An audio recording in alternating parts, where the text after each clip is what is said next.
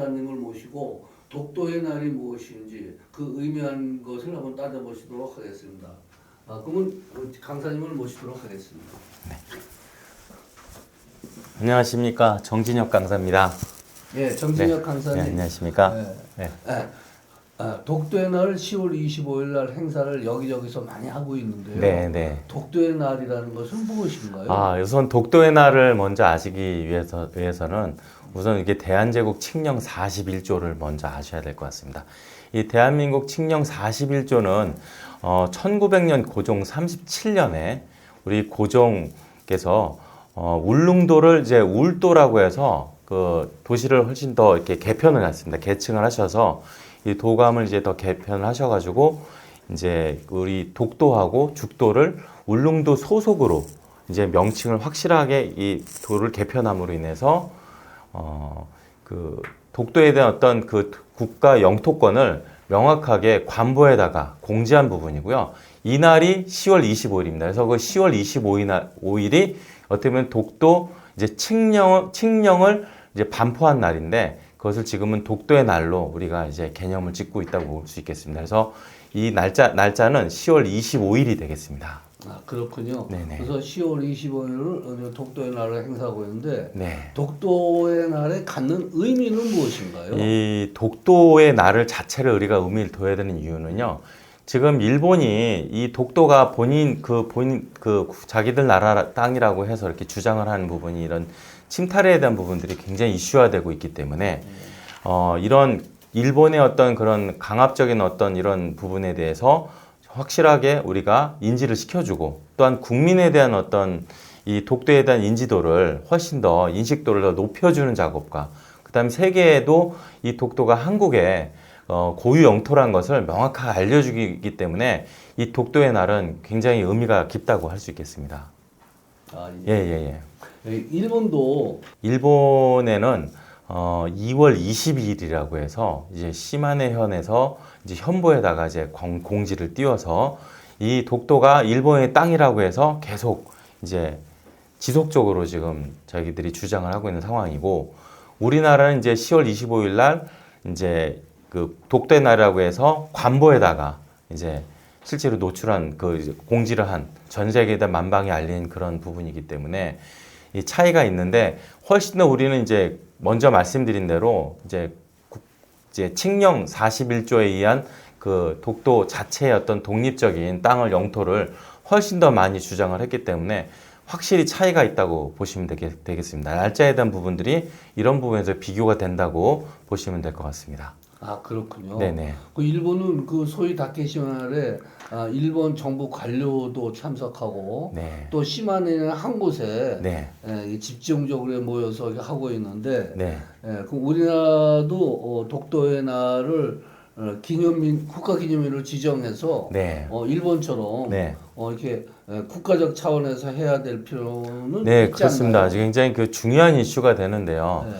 이 국가 기념일로 지정을 해야 됨에도 불구하고 지금 이게 여러 번 국회에 상정이 됐었습니다. 네. 결국은 이게 이제 국가 정부하고 국민들이 이게 결정을 해야 하는 문제인데 지금 이게 상정을 해도 번번이 상정하지 못하는 이유가 한 몇 가지가 있는데 한 세 가지 정도를 말씀드리면은 이제 우리나라에는 이제 섬이 한 3,000개 정도가 됩니다. 그래서 이 독도의 날로 정해버리면 다른 섬들과의 어떤 그런 그 날을 정하는 부분도 형평적인 문제가 될 수도 있고, 그 다음에 이제 아까 말씀드린 대로 국장교육중에 말씀하신 대로 이제 일본은 이제 다케시마의 날을 이제 현 단위에서 이제 주관을 하고 있지만 우리나라는 이제 독도의 달이라고 예. 경상북도에서 10월 달에 이렇게 독도의 달을 이렇게 지정해서 행사를 하고 있습니다. 그러다 보니까 독도의 달도 있고 독도의 날도 있는 거에 대한 부분에서 조금 약간 이슈가 되고 있는 것 같고요. 그 다음에 이제 우리나라가 이 독도의 날을 훨씬 더 먼저 이렇게 규정이 지었어야 되는데 일본이 지금 이제 2005년부터 이제 다케시마의 날 행사를 해서 한 19번, 이제 올해 기점은 한 20번 정도 될 것 같은데 이 다케시마의 날 행사를 한다면 우리가 지금부터 독도의 날로 만약에 규정을 짓는다면은 우리가 늦게 하는 개념이 되는 거죠. 그렇죠. 하지만 이제 우리가 먼저 이제 칙령 41조 기준을 봤을 때 1900년 기점으로 우리가 우리나라의 땅임을 명확하게 명시했다면 따지고 보면 194번을 한 겁니다. 그렇죠. 그러니까 훨씬 더 일본보다 훨씬 앞서 있고 우리가 우리나라의 타이밍을 명확하게 명시가 될 수 있는 부분이기 때문에 이 독도의 날을 실제로 국가의 어떤 그 기념을 지정하는 부분은 필요하긴 한데 이런 문제점들 때문에 지금 상정이 안 되고 있는 게 지금 안타까운 현실입니다. 아, 그렇군요. 네, 네. 그래서 우리가 독도를 수호하기 위해서는 정부라든지 또 우리 시민단체들이 여러 가지를 해야 되는데 네. 좀 더 구체적으로 네. 어떤 일을 해야 할까요? 지금 우리 시민 단체가 해야 할 일은 말씀드리면 일단 우리가 일본 자체 내에서 그 베타 경제 수역이라고 EEZ라고 아시죠? 예. 네, 국장님 아시겠지만은 이게 지금 일본에서 먼저 1996년에 이제 이걸 설정을 한 바람에 국제법으로 이게 참 곤란한 문제가 발생이 된 거 아닙니까? 이슈가 되고 있고. 그래서 결국 우리나라 같은 경우에서는 이것을 독도가 베타 경제 수역으로 우리가 독도를 영입을 했어야 되는데 이게 늦게 이제 어설프게 대응을 한 바람에 굉장히 이슈가 되고 문제가 되면서 우리 단체가 이제 이렇게 정말로 국가에서 잘 했으면은 벌써 이런 민간 단체가 시민 단체가 이렇게 움직일 이유가 없지 않겠습니까?